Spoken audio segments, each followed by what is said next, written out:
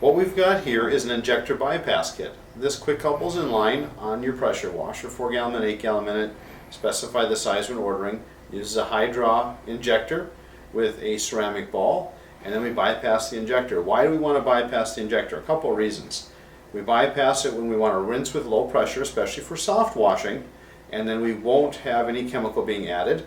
Sometimes you just want to get rid of the restriction, have better flow at high pressure without wasting energy there. And the noise of the injector can be bothersome when it's just spinning to and not drawing anything but air. It gets rid of the air bubbles. So you can use this, put it to your pressure washer. It comes with US made T's couplers, the DN10 ball valve there, a 2-wire braid high pressure hose, and stainless steel quick connects all around. And again, select which injector you want when ordering, and you'll have a high draw general pump injector made in Minnesota here with a ceramic ball.